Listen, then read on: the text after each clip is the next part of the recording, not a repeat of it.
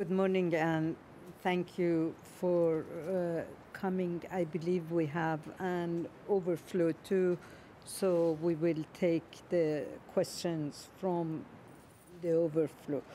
Um, Today's meeting is on the Iranian nuclear deal and the impact on its neighbors.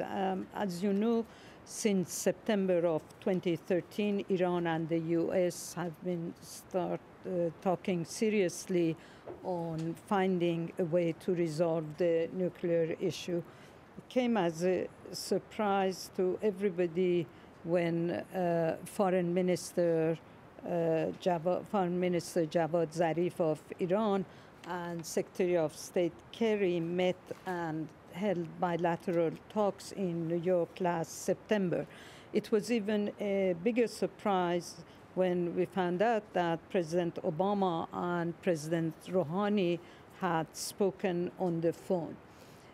After a series of meetings in November of 2013, the P5+1 and Iran signed a joint plan of action. Among other things, the joint plan of actions mentions a final deal by July 21st.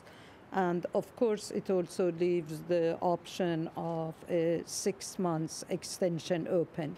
But as you all well know, my sense is that neither the Iranian nor the American would like to see an extension, and they would like to really have a final deal if they can agree on the small items. While the discussion between Iran and the P5+1 was going on, there was a sense of unease among Iran's neighbors in the Persian Gulf and total opposition by Israel. As you know, Israel has demanded all along a total dismantling of Iran's nuclear program. The Gulf countries were more subtle and conveyed their concern privately to the U.S. Iran, aware of the concern of its neighbors, sent Foreign Minister Zarif on a charm offensive to the Gulf states, trying to alleviate their concern. And again, Secretary of State John Kerry, also during a visit to Saudi Arabia and a number of the Gulf states, assured them that there was not going to be a change of policy vis-à-vis U.S. allies in the Gulf, regardless of whether there is a deal or not. In today's meeting, we will try and look at the concern in the Gulf states and also look at the economic benefit of a nuclear deal, not only for Iran, but also for its neighbors. Given the current situation in Iraq, we could not ignore what was going on the ground. So we will touch on that too. Marina, you have a very big task in front of you. Marina Ottaway will cover Iraq.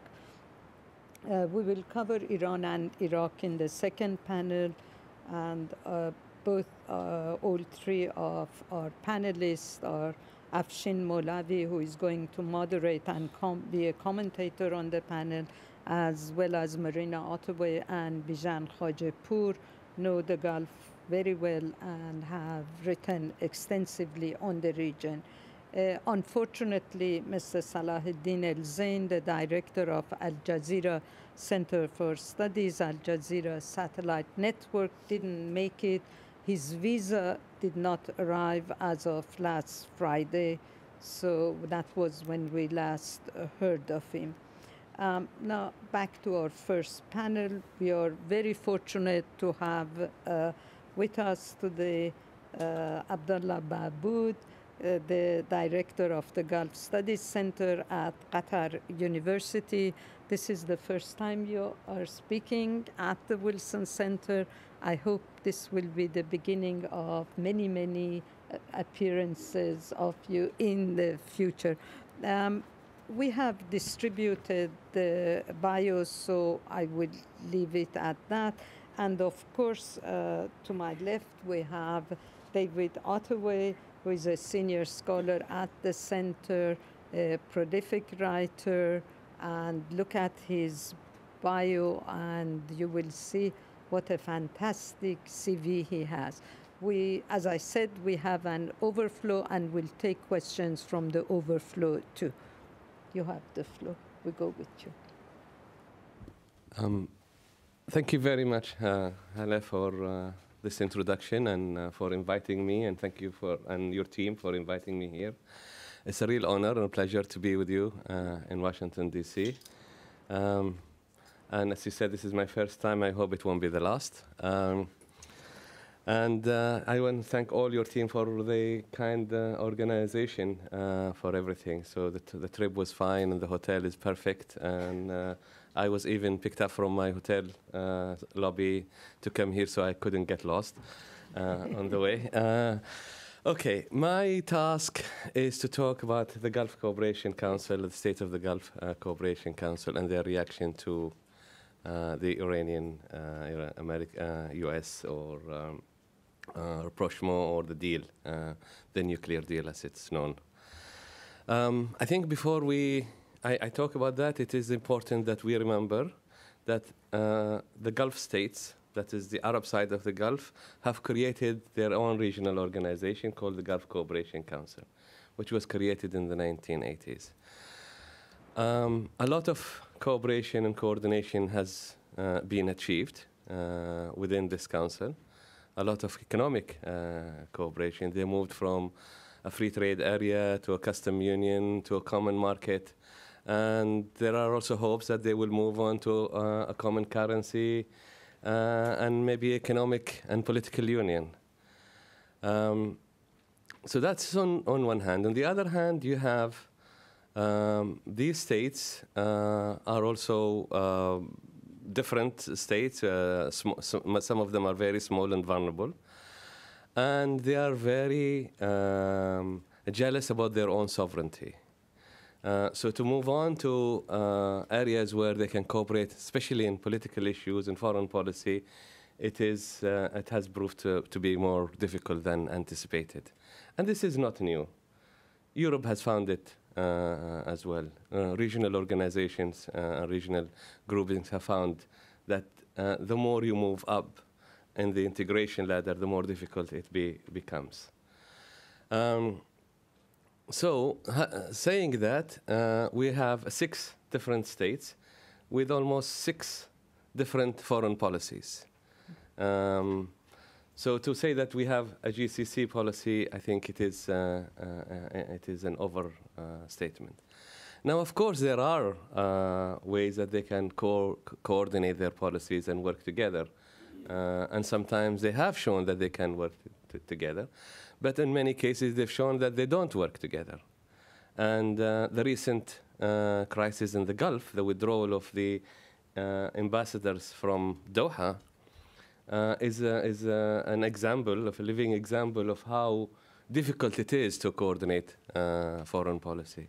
As you know, Saudi Arabia, Bahrain, and the United Arab Emirates recently withdrew their ambassadors from Doha in an attempt to show that they were unhappy with Qatar for foreign policy making.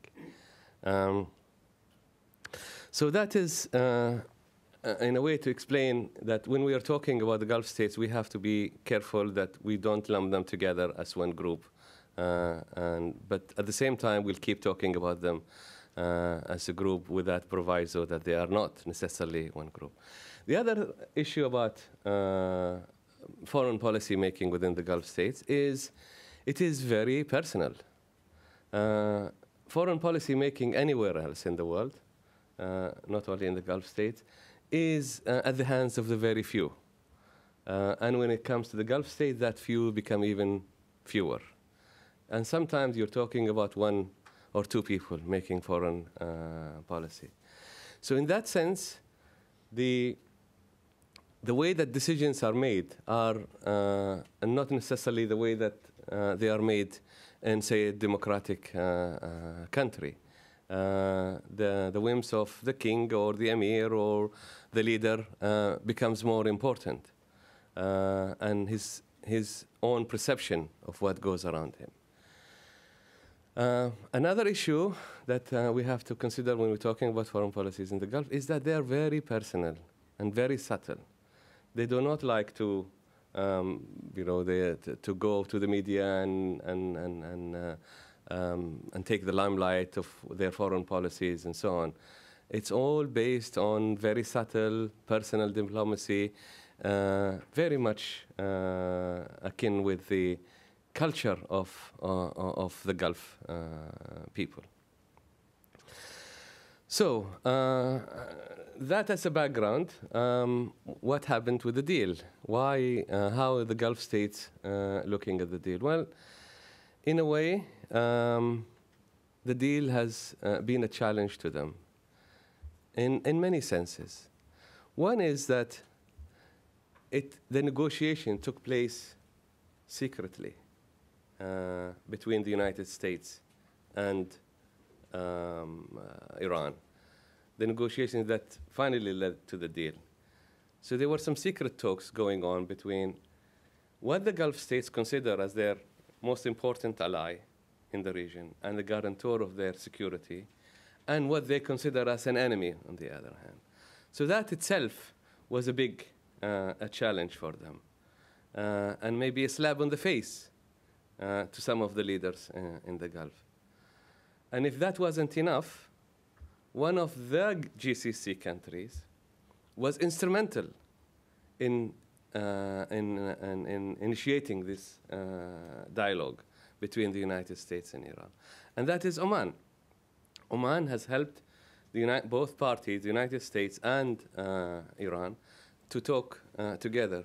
So here you have a member of the GCC states facilitating the dialogue, and then you have an ally of the GCC states talking to the enemy, if you like, without consulting them and without talking to them. So to the Gulf states, to Saudi Arabia in particular, the main GCC country, that was an insult. And there was an attack on Oman publicly, also by the population, accusing the Omanis of being traitors, accusing them of not being part of the GCC, and they were talking about kicking them out of the organization, etc., etc. So this shows, in a way, that there was no consensus on this, that the Gulf states actually do not have that foreign policy or unitary foreign policy that I was talking about earlier. The other thing is, the other issue that the Gulf states are concerned about is the deal itself. There were issues with the deal. They consider that the deal is much more of an arms control. It's to do with the nuclear issue, when the Gulf states themselves have a number of issues with Iran that they would like to discuss. And they feel that the deal has reduced the antagonism and the problems into just one single issue, and that is the nuclear issue. And that is not to say that the Gulf states are not concerned about the nuclear issue. Yes, they are, more than anybody else. And I'll explain why. Of course, the nuclear power that Iran would have got, they continued with their program, would have meant that they could move into weaponizing that power. And that will give them extra, if you like, dimension on their foreign policy, which the Gulf states already kind of objecting to, because they think Iran is already too powerful and too strong a menace in the region, that they don't want them to have a nuclear power. That is on one hand. On the other hand, there is a very strong environmental concern in the Gulf about some of the reactors of Iran, especially Bushehr, which is close to a geological fault line. And we've seen so many earthquakes happening in that area. And there is fear that we will have another Chernobyl in the region. But also, there is a fear that the Gulf water could be contaminated, which makes a major threat to the Gulf states because, as you know, most of the Gulf states, if not all of them, live on desalination of water from the Gulf. So it's not only it's going to be an effect on the ecosystem in the Gulf, but also on availability of water for them. And that itself is a major threat, considering that the Gulf, especially when you consider that the Gulf states do not have enough reservoirs of water, and they're more reliant on desalination. They have the largest desalination industry in the world, as you know. So that is, those are some of the concerns. But also, one main concern from the Gulf states is that when the negotiation took place in secret, it ended up within an agreement between the P5+1 and Iran. And despite the fact they were the party that had more grievances on this and more concern, they were not invited. They were not on the table. And that itself is, of course, another concern to the Gulf states, that their concerns are not going to be discussed on the table.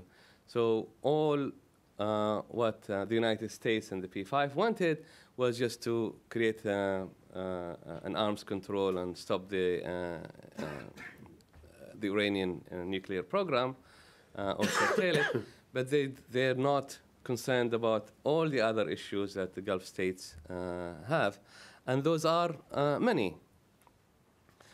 And I'll come back to that and talk about the concerns. But also, when you consider all of this background, that for the Gulf states, the timing was very wrong. The timing of the deal. And I'll explain that by saying that it came at a time when there is a great upheaval in the region. The Arab Spring, or what was left of it, has created a great challenge to this status quo monarchical system that is in the region. The whole Arab regional system had collapsed. Countries like Egypt, which is a major ally of the Gulf state, has not only changed and Mubarak was lost, but also it went into the hands of the Brotherhood, which the Gulf states consider us now as a terrorist organization or an enemy. They were also quite concerned with the way that the US reacted to the Arab Spring, that they let an ally like Mubarak fall, and Zain al-Abidin bin Ali in Tunisia. So this background, if you like, shows you how the Gulf states were already concerned about what was going on. And the Arab Spring has not just made changes, tectonic changes around in the whole region, but it also affected them. We had uprising in a number of Arab countries, whether it is on the streets or virtual. No Gulf states was saved from that. And it was more apparent in Bahrain and Oman and Saudi Arabia. So that is, if you like, another reason why they were concerned. And their concern was even more profound when they heard and knew about the intention of U.S. withdrawal from the region, from Iraq, from Afghanistan, but also the U.S. policy of pivot towards Asia. And this comes, of course, at the background of the defense cuts that they hear about what was happening here in the United States. So there was a fear that their ally, their most important ally and security guarantor, is now leaving or will be leaving the region, rightly or wrongly, but that is that has been a fear. Also, this came at a time when there were talk about the shale gas discoveries in the United States and the fact that the United States will become an energy dependent country independent country, and also will also export oil and gas to the world, which will make them less important, or makes the Gulf states oil and gas less important. So that is, if you like, the background where the deal came on one hand, and these things were on their mind on the other. So there was a fear that the United States and Iran will strike what was known as the Grand Bargain, where the United States will bring Iran back to normalcy of relationship with the world, and maybe use Iran in a new geostrategic rebalancing that the United States used to at least once had, when you had Iran on one hand and Saudi Arabia on the other, the twin pillar policy that was there. So there was also a fear of that. And when you consider how reluctant the United States were in terms of interfering in Syria, and the bluff that was made, and so on, all of this adds to the fears that the Gulf states, that the United States is leaving the area, that the United States is less concerned now with the area, and therefore they want to create a good relationship with Iran and make Iran as one of the security partners in that. So why fear Iran if the United States want to do that? Well, Iran and Gulf relations have had ups and downs for a very long time. Even during the Shah's time, there were many, many issues. But at that time, it was managed by either the British or the US, who were controlling the region. And you can see that immediately when the British withdrew, the Iranians, at the time of the Shah, they took over the 3 islands from the United Arab Emirates. And that is one of the challenges. There is historical claim, etc., but that is a fact, that there was an invasion of the islands. The other thing was a major challenge for them is, of course, the Islamic Revolution in Iran. Islamic Revolution has not only changed the status of Iran. Iran itself had, the Gulf had an issue with Iran trying to understand it. Is it a nation state? Is it an imperial state? But with the Islamic Revolution, it created another dimension. Now we have a revolutionary state, and a state that wants to spread its ideology in the region, immediately calling for the downfall of the monarchies in the Gulf. And that's how the Gulf states, from the other side, view Iran. They cannot understand what Iran is, what kind of state it is. Is it a nation state that is just trying to serve its best interest, national interest? Or is it an imperial state that has imperial ambition? Or is it now an ideological revolutionary state that wants to change the world and change the region as well? So that itself perplexes them. They do not understand how Iran wants to act. And also, the fact that Iran supports the Shia population in the other side of the Gulf creates a problem for them, especially in Bahrain, but also in Kuwait and in Saudi Arabia. So to say that this relationship has been good during the Shah's time, I think that is wrong. I think it was contained. There is always this kind of antagonism between the two sides of the Gulf. Unfortunately, you have a divide between Arab and Persian. You have a divide between Shia and Sunni, on the other hand, and this still looms large. It hasn't changed much, unfortunately.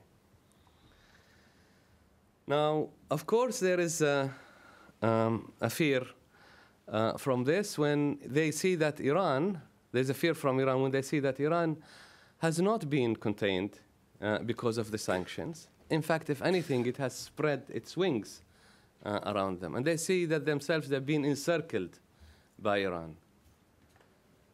the Shia Crescent or whatever it's called, has become, in their view, a reality. Iran has taken over Iraq. This is from their perspective, from the Gulf states' perspective, and it's spread over to Syria, and spread over to Lebanon through Hezbollah, and spread over to Palestine through supporting Hamas and Jihad. So that is on one side, if you like, from the north. From the south, they see that Iran is spreading towards Yemen and the Red Sea, in Sudan, etc. So they see that they have been surrounded by Iranian influence. And that, of course, scares them when you consider these countries are very small and also very vulnerable. And when they see that Iran is spreading its wings, and they see that the United States is thinking, rightly or wrongly, of leaving the region and leaving it behind, and they think that there's going to be a deal where Iran will triumph on the region, and given the fact that they consider that Iran has hegemonic tendency in the region. So this, in a way, scares the Gulf states and get them to think about the deal as not something that they would like, at least in its existing form. Now, politically, they've been very clever in saying that the deal, that they supported the deal publicly. But in fact, they don't. And when I say don't, I don't mean all of them. Of course, Oman has been instrumental in this.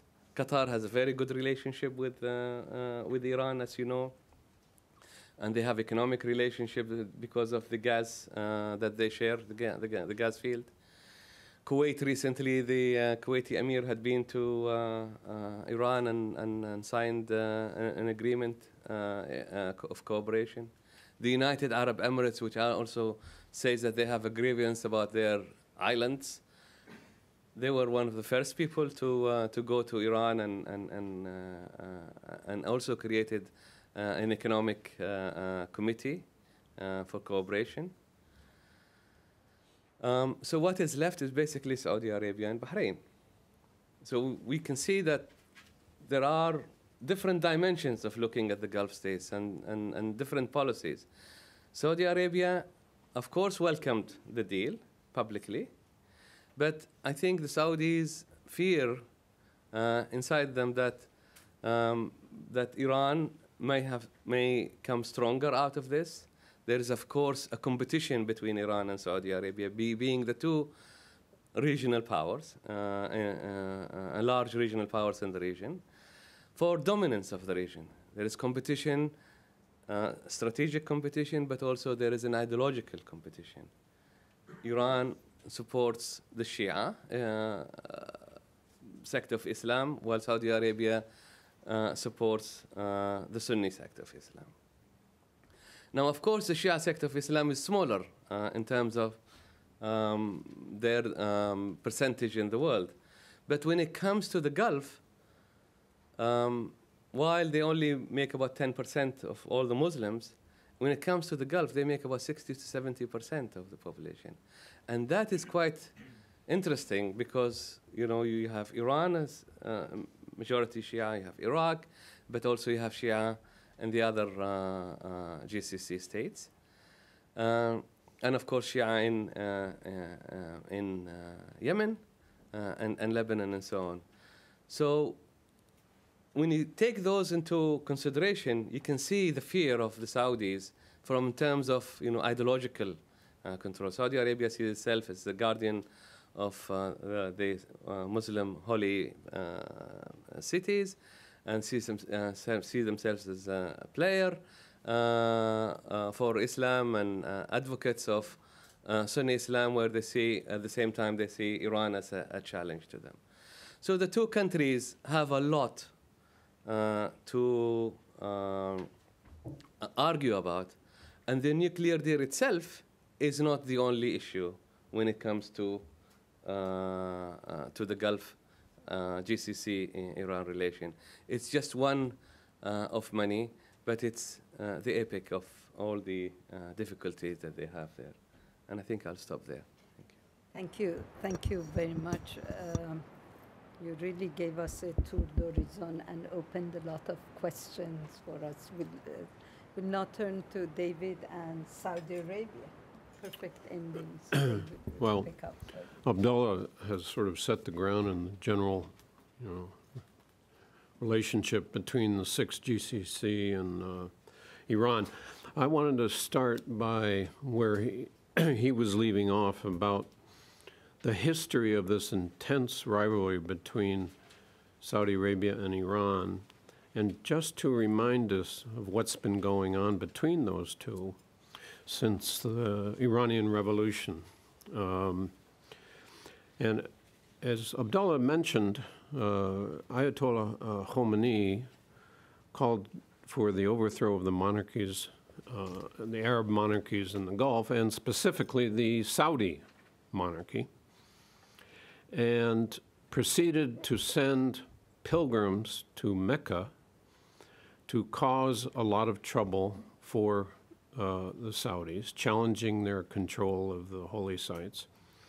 And in the first 5 or 6 years after the Iranian Revolution, there were repeated clashes between Iranian pilgrims and the Saudi police, to the extent that in July 1987, 400 people were killed in Mecca in these riots. And this led to Saudi Arabia to cut its relations with Iran in 1988 until 1991. And it didn't stop with this political religious conflict over Mecca.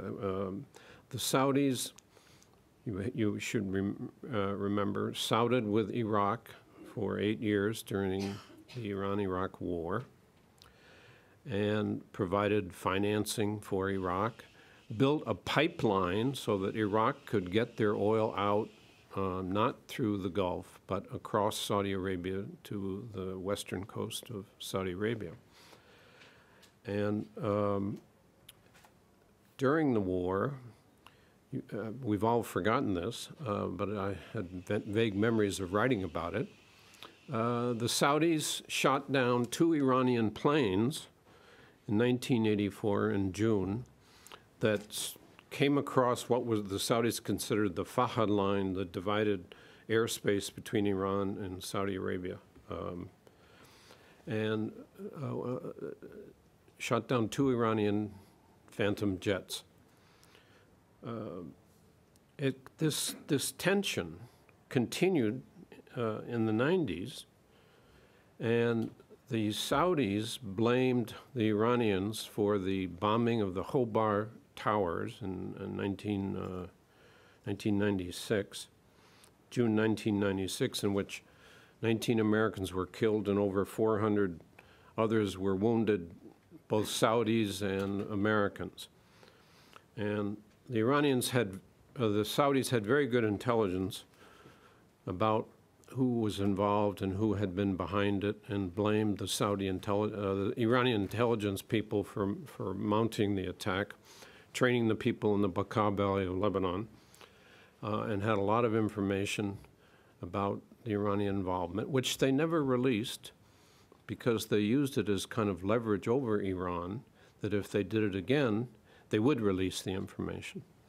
And I know about this because I was writing about it, and Prince Bandar, who was the ambassador here, was telling me about this whole relationship with Iran over the Khobar Towers incident. Nonetheless, it's certainly noteworthy that there were a number of attempts to get a dialogue going between Iran and Saudi Arabia, particularly the presidency of Rafsanjani. And that was 1989 to 1997. And there was talk that he himself would go as president and visit the kingdom, which didn't happen before he left, but it happened shortly after Khatami came in. He went to Saudi Arabia in 1999. Apparently, the first Iranian president to visit since the revolution. And Crown Prince Abdullah had gone before that to Tehran. So there was an attempt in the late 90s to get some sort of dialogue going between the two countries. And Rafsanjani emerges as really the figure that King Abdullah appreciates the most. And he went at least 3 times to Saudi Arabia in 1998, 2008, and 2010, usually for these interfaith dialogues that were held in Mecca. But there was also political content to these dialogues between Saudi Arabia and Iran. So there were a number of attempts, but if you sort of sum up what came out of all these attempts at dialogue and détente between the two up until recently, there really isn't much to get your hands around. Some cooperation on oil issues and oil pricing, but you know, it was all ad hoc and nothing seriously came out of it in terms of better relations between the two sides. But I mention all this just to remember how much baggage is in this relationship between Iran and Saudi Arabia when it comes to talking about détente or you know, so even getting a dialogue going. Now, what's been going on more recently? On May 13th, the Saudi foreign minister formally invited the Iranian foreign minister, Javad Zarif, to come anytime he wanted to Saudi Arabia. But Zarif on June 3 said he could not visit at the time that the Saudis had proposed, which was actually when the negotiations between the P5+1 were last week going on in Vienna. But so the invitation is out there, but nothing's happened. And from my point of view, just looking at this, going back and forth, it's more like talks about talks so far, because the Saudis, I think, want to know, what do we get out of this? What are we going to discuss? The Iranians are pushing for a discussion of Yemen, which the Saudis don't want to get involved with, because it's like agreeing that the Iranians have a role to play in Yemen, which in fact has become true, although it didn't used to be, but bothers them enormously. And so they've been arguing over the agenda. What are we going to talk about? And the Saudis want to know, what are we going to get out of this, these talks? And they have not been able to agree on a time.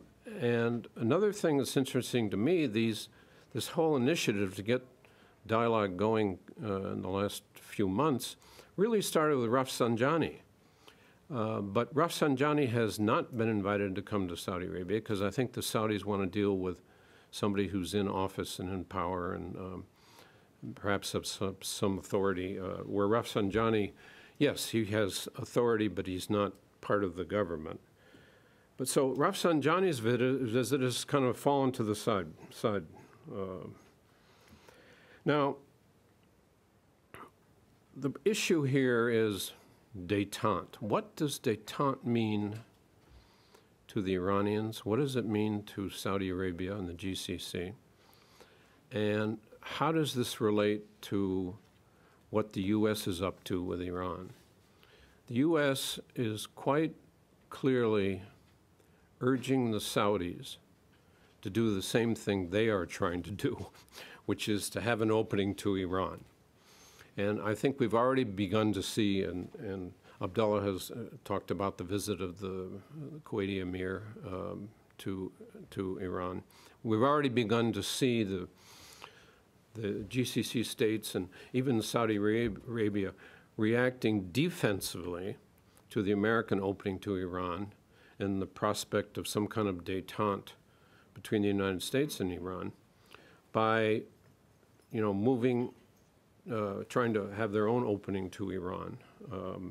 so they're not left behind if indeed there is a breakthrough in the nuclear talks that leads to some kind of rapprochement or closer relationship between Iran and the United States. I, frankly, am pretty skeptical that there is going to be any détente, that it means anything between Saudi Arabia and Iran in the coming months or years. Although, you know, we're all surprised by what's happening in the Middle East these days, so you can't totally exclude the possibility that there could be an improvement in relations. But on the whole, I think rather than moving towards a détente, the Iran and Saudi Arabia the rivalry between the two of them is peaking in Syria and now in Iraq.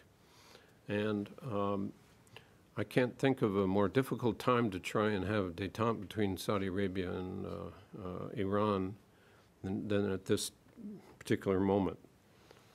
I think the Saudis look at what's happening in Iraq in two perspectives. Well, I should save that for Maria.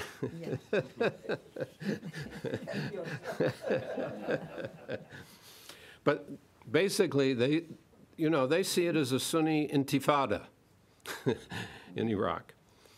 And although they're concerned about ISIL and ISIS, or whatever you want to call it, Daesh, and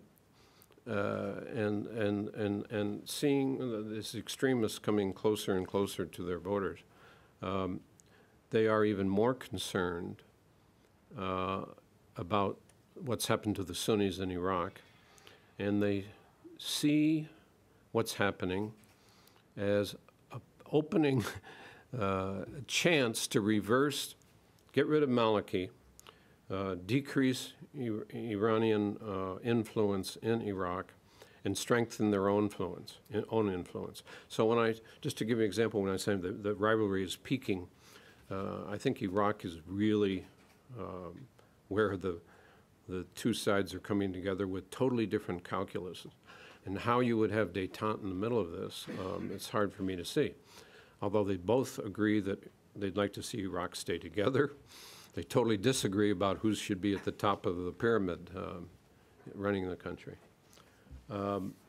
So a final thing, I think détente in the Saudi mentality means accepting Iranian gains across the Middle East, accepting the status quo.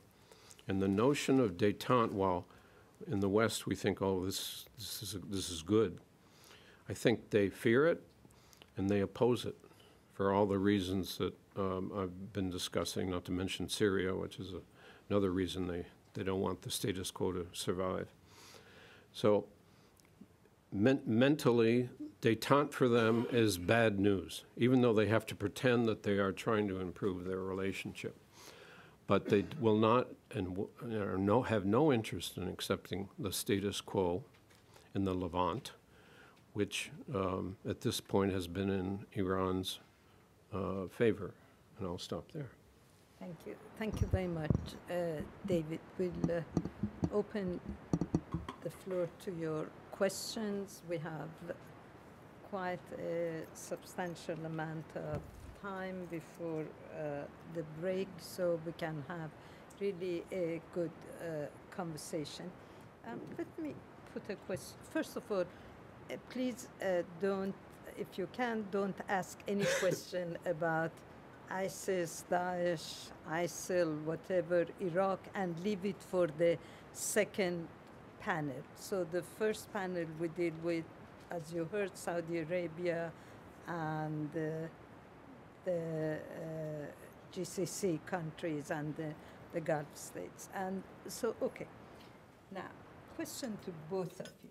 Supposedly, we have a deal on the 21st of July, okay? So the GCC countries and Saudi Arabia wake up in the morning and there is this deal, okay? Where do we go from there?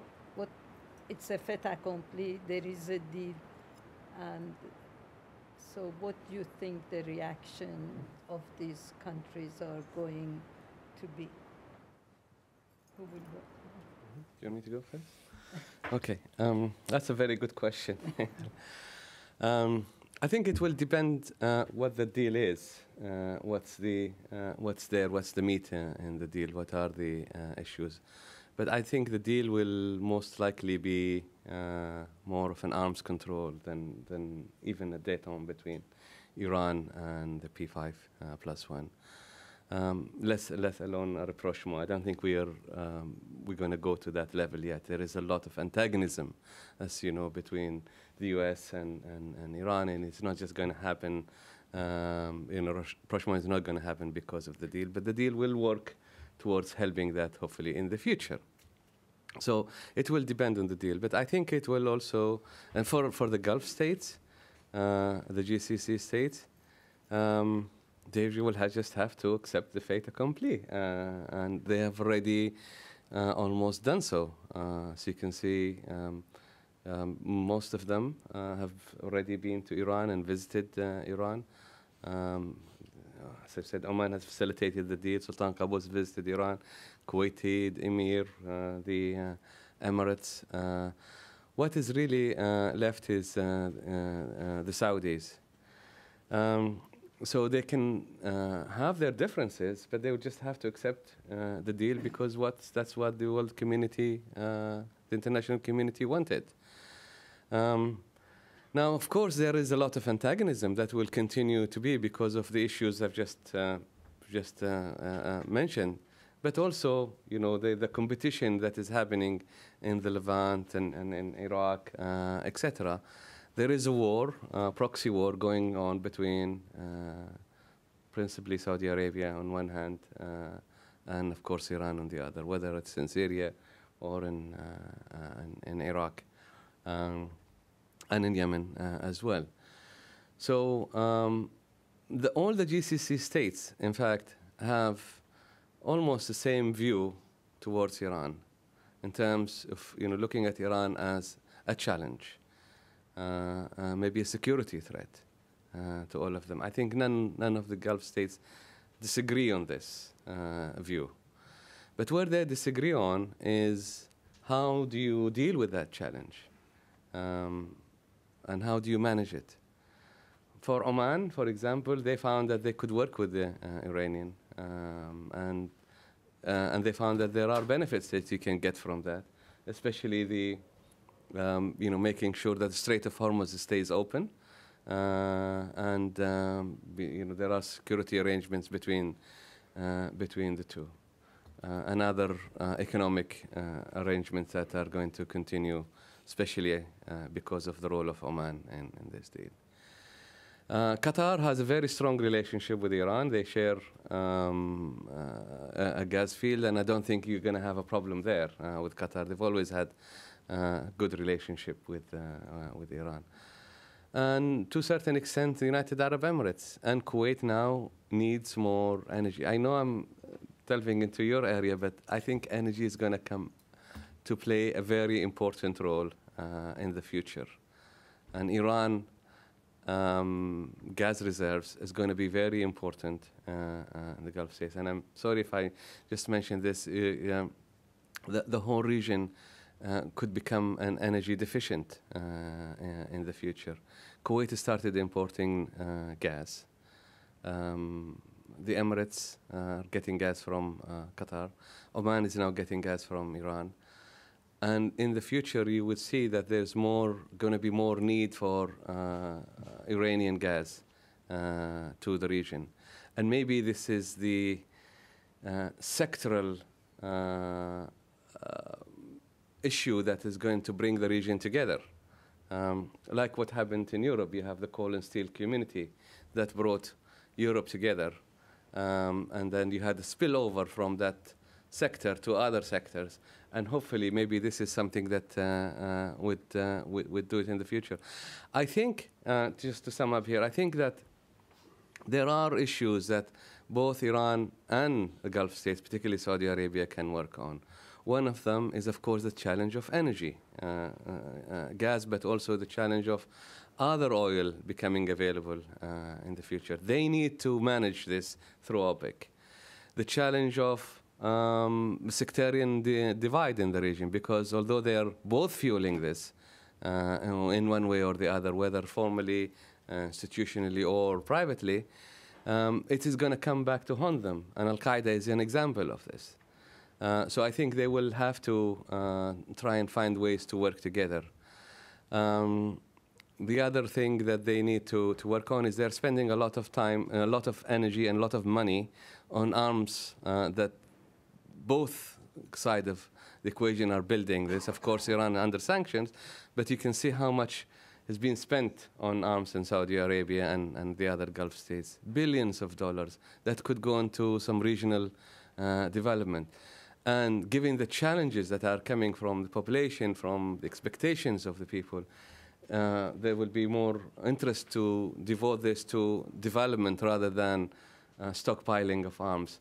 So that is, I think, another a challenge that they will help them to work on. So I think there are, despite all the bleak picture that we've just painted, and of course antagonism, all of these issues that they disagree upon, they can leave it on one side, and it's not a normal in international relations, and find ways to work together, to cooperate together, because the situation now is so dire in the region and so difficult that the countries need to work together, and they can only solve those problems through cooperation.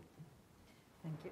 David, you wear your hat. My Saudi hat, my Saudi hat says the day after the agreement, there will be some general Saudi statement, welcoming the agreement. But that's not really what they think.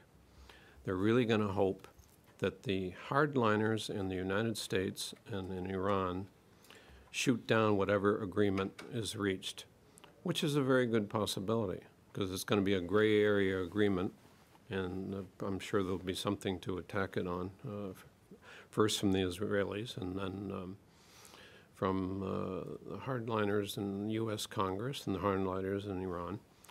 And the Saudis will secretly or privately hope the agreement is not approved by either side, or one side or the other, so that this will force the United States to take a tougher line towards Iran, which suits the Saudis just fine.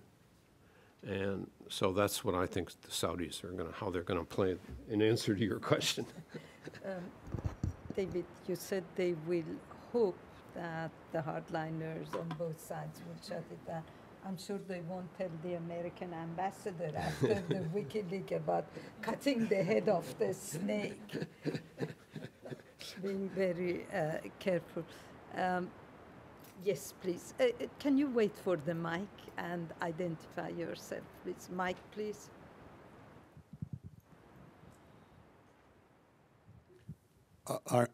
Excuse me. I'm Armin Choksi. I have two questions. One, given what you said about the distrust between the Gulf states and Iran, the baggage that has accumulated over the years, and now the lack of trust between the United States and the Gulf states itself, what is the likelihood that Saudi Arabia decides surreptitiously or overtly to work with Pakistan to develop its own nuclear weapon system? My second question, my second question has to do with the fact, is it possible that even if there's an agreement between the United States and Iran, that Iran could surreptitiously work with North Korea to develop, continue developing its nuclear program there in exchange for oil? David? You go first. I think the Saudis are already working on the answer to your first question, the contingency you're talking about. Because what we've seen over the last year or so, are a number of things. One is there's a new missile site in Saudi Arabia for intermediate range. Remember that they have Chinese missiles, right? Intermediate range Chinese missiles. The Saudis do. They built a new site for new missiles, updated versions of the Chinese missiles. And so they built a new site, they're getting new missiles, and they have very good relations with Pakistan, and they helped the Pakistanis build, they provided the financing for the Pakistani program. And the defense minister, Prince Salman, is he's one of the few outsiders that's ever gone to the nuclear facilities in Pakistan. So my feeling is that if it really comes to a showdown, or that the Pakistanis will lease a few warheads that can go on the Chinese missiles to counter the Iranians. And I think they've been working on this B plan for some time now. But they don't need to say it publicly or do anything other than to prepare the sites and the missiles that could be the counterbalance to the Iranian nuclear weapons mounted on their missiles, if it comes to that. What was the second question? With North Korea. I don't see the North Koreans providing oil. No, the Iranian will sign the deal, and then they will then get in touch with the North Korean to develop the bomb for them. There was a story circulating about this. I'm not up to the relations between North Korea and Iran, but it seems to me the Iranians have been proceeding on their own with their own facilities, their own infrastructure, their own brain power. And so I'm not sure, the North Korean missiles have not, so far, have not been worked very well either. And neither have their nuclear warheads. So there's talk that there's going to be another explosion shortly, but they haven't done it. So I'm not sure the North Koreans have that much to offer to the Iranians. No, I mean continue the development of the Iranian nuclear program in North Korea? Yes. That would really surprise me, but I don't, a lot of things are surprising us these days. But I haven't noticed that kind of relationship between the two that they would run to North Korea or work out something. In our second panel, Afshin and Bijan can take up that question in the Q&A part of the show. Do you want to add something after? Yeah, I think a question we need to ask ourselves is, why does Iran need nuclear power? And I think, of course, most countries now moving towards nuclear energy because of the fact that that they have finite resources of energy, oil and gas, and Iran, like any other country, needs to develop that for peaceful purposes. So that is, in a way, understood. But if we were accusing Iran of going beyond that, then there are other reasons why Iran, in my opinion, want to do that. And that's the fact that Iran has the only regime in the world that is Shia through the Vilayat al-Faqih. And this regime is being threatened, and it's being threatened by the United States. They want downfall of this regime, and also by other countries in the region. And therefore, you can see why Iran wants to protect itself. It's also been surrounded by nuclear powers. But I think if you take that away, the threat of the downfall of the regime from Iran, I don't see why Iran would want to have a nuclear power. I may be completely wrong. Maybe there are other reasons, but I don't see why they want to weaponize the program. Now, why would also Saudi Arabia want to have this? I think, yes, you can say that they want to balance off the Iranian power. But the nature of nuclear weapons is that it's the weapons of last resort. And when are you going to use it? It can become a liability towards you. It might even if we assume that Iran develops nuclear power, is it going to start attacking the region and, or so on, or it could even become a more responsible country in the world? And there are, of course, people who would say that. Say, why stop them? Let them have it, because that will give them the confidence that they could, whether we agree with that or not, but that's one view. So I think to think that that the two countries will escalate towards nuclear power, I think it's a bit premature. I don't think they would. I think each one of them is trying to find a way out. Of course, they're all developing civilian nuclear energy. You can see it also across the Gulf. Even at the GCC state, it was agreed that it will be developed throughout the GCC region, and you can see that United Arab Emirates started, Saudi Arabia, etc., but for civilian purposes. But to actually buy the bomb from Pakistan, which has been in the news for a while, or from North Korea, I think that's far-fetched. Barbara, please wait for the mic. Mic, please.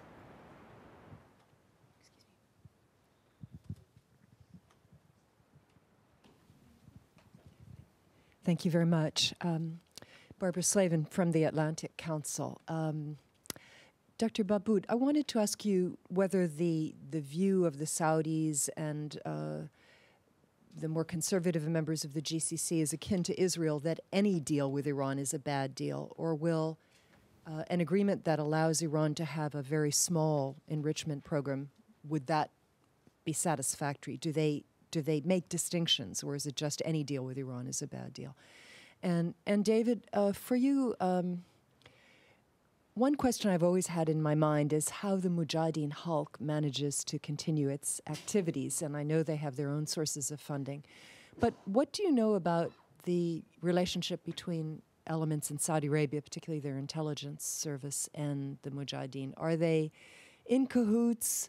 Do you expect that this relationship would deepen in an effort to smear any agreement, to make it certainly easier for the hardliners in the United States to reject an agreement? Thank you. Let me add a question from the follow-up to Barbara's question to you. The question is, what role can Israel play in the big picture? Okay, you go first and then David. I go first? I think, as you said, there is no one GCC view. But I think if you're looking at Saudi Arabia, I would say any deal will be a bad deal. But I think they would still accept that certain amount of enrichment goes on, as long as it stays within the internationally accepted standards, if you like, 5% or so on. Of course, there is a mistrust, and they think that that the Iranians will cheat on this, given the misperception between both sides. But they would want to see that there is a very strict control on that. But to answer your question directly, I think yes, any deal would be a bad deal for Saudi Arabia. Was it Israel? Yes. What role can Israel play in the big picture? I think they would just complicate the picture. Well, what Israel could play is they can come out clean about their nuclear arms and put it on the table. It is quite perplexing that if you want to have the Gulf free of nuclear arms, and if you want to have the Middle East free, you have one country that does that when this country is armed to the teeth anyway. And if you have that, you will only try and you will only encourage other countries to want to have the same. So I think Israel, in some kind of a future arrangement, not immediately now, but they could come out clean and talk about this and see how we can, debate this in an open manner where no country in the region should have a nuclear power, because it doesn't serve the interest of anybody. And of course, there are also the other environmental reasons for it. And there is a fear of some of the Israeli nuclear reactors on the region. Barbara, I've never seen any evidence of Saudi support for the Mujahideen al-Khalq. I mean, if it's going on, I just hadn't hit my radar screen. And you might think they're supporting them because they're causing trouble for Iran. But I just never seen any evidence of them having relationship with the Mujahideen al-Khalq. On the Israeli issue, the Saudis have been pushing the denuclearization of the whole region, trying to get talks going. And the Israelis, of course, are totally opposed to it. And so if there were some agreement on the Iranian nuclear plan, maybe that's, and with good IAEA inspection and transparency so that everybody knows what's going on in Iran, maybe that's the time for the Israelis to think about, a denuclearized Middle East zone. If they can be satisfied that the IAEA really knows what's going on, and the additional protocol that requires inspections whenever the IAEA wants to go in and look at something. But, this is, to me, this is, the outer limits of wishing and hoping and dreaming something that probably won't happen. But were there to be an agreement, maybe they could get these talks going for a denuclearized Middle East zone. Yes, please.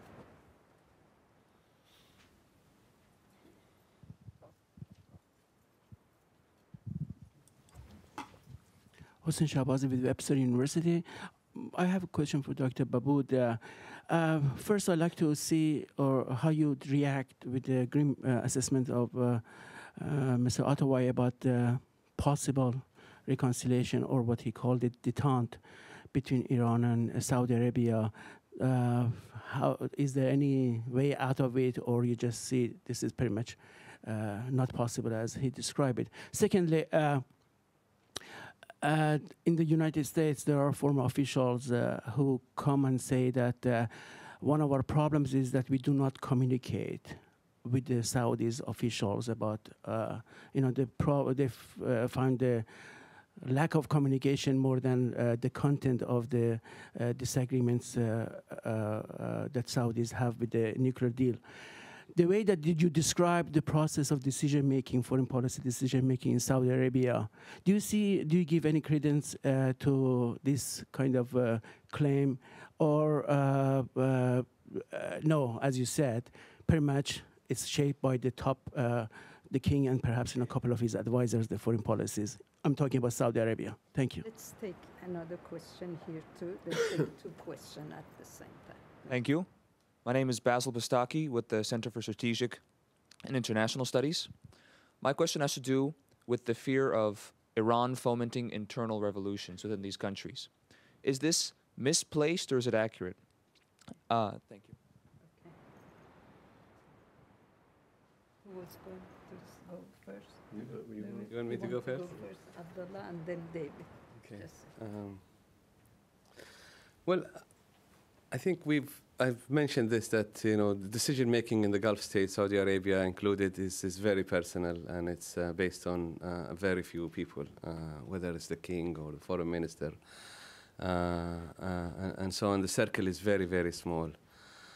Now, having said that, unlike, of course, they are in other countries, but having said that, it doesn't mean that it is bad. In fact, in some cases, it's a good thing, because decision can be made very quickly, and a change of heart can happen very quickly. There's a lot of sentiment in this. It's very personal kind of thing. So you can see, as David was saying, that during Rafsanjani and Saudi leadership were very close. And if you have that kind of relationship between personal in Iran, Rouhani now, and the king in Saudi Arabia, and so on, it could change a lot of things. It's the whole, perception is a reality. It's how you see the other side. And with a little bit of goodwill from both sides, you could see a complete change of the game in the region. Now, maybe I'm optimistic, but I think there are, of course, differences between many countries in the world, and there are challenges and competition and so on. And the Gulf, not like other places, they can live with it. They can live with Iranian ambition. They can live with, and they have done so in the past. They can live with antagonism that they see from Iran and so on, but they could also find ways of cooperation.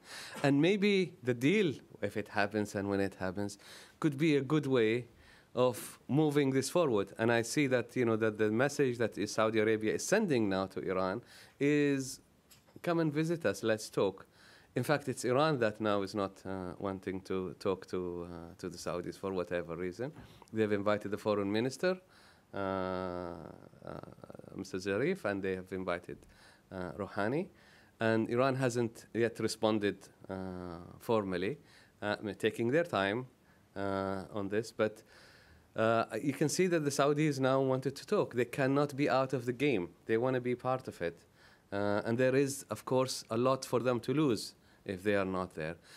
I'll be very open with you. I think from the Iranian side, I think there is a lot of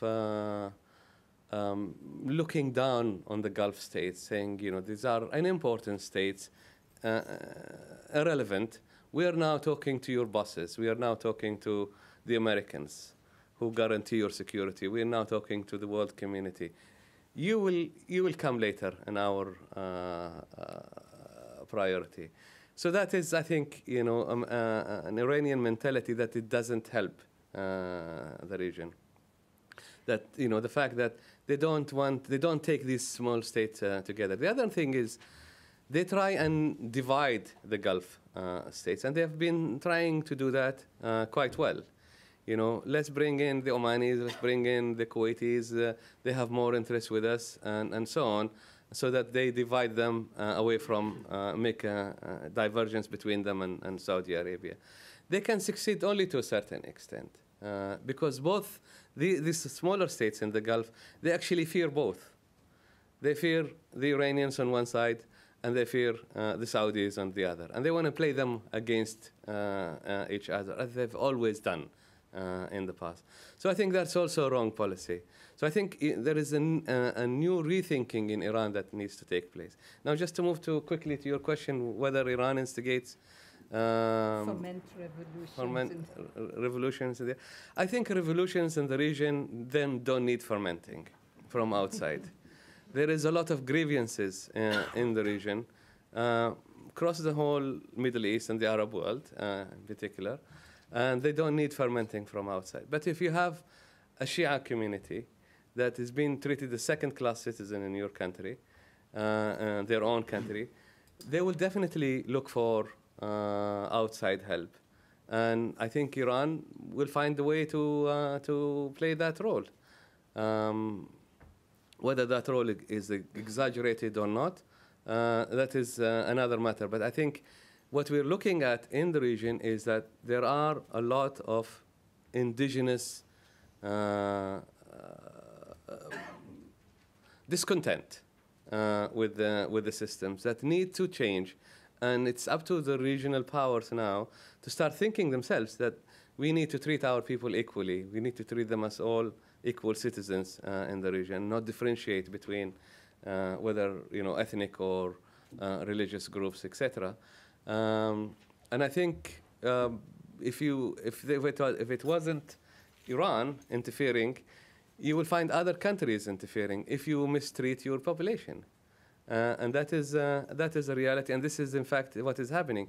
Now, some of the Gulf states will, of course, say it's Iran. It's to deflect the situation. I don't buy that. I think there is a lot of internal discontent that needs to be sorted out inside the country domestically. Thank you. David, last question for this session, but from the overflow. What role can China play in the big picture? Well, I mean, China gets a lot of oil from Iran. There's been a lot of discussion about when will China play some kind of role in guaranteeing the security of the Hormuz Straits and the shipping out of the Gulf? Because right now they're riding on the backs of the United States and the Arab Gulf states that are trying to provide protection to keep the Hormuz Straits open. But China has not wanted to play any kind of military role.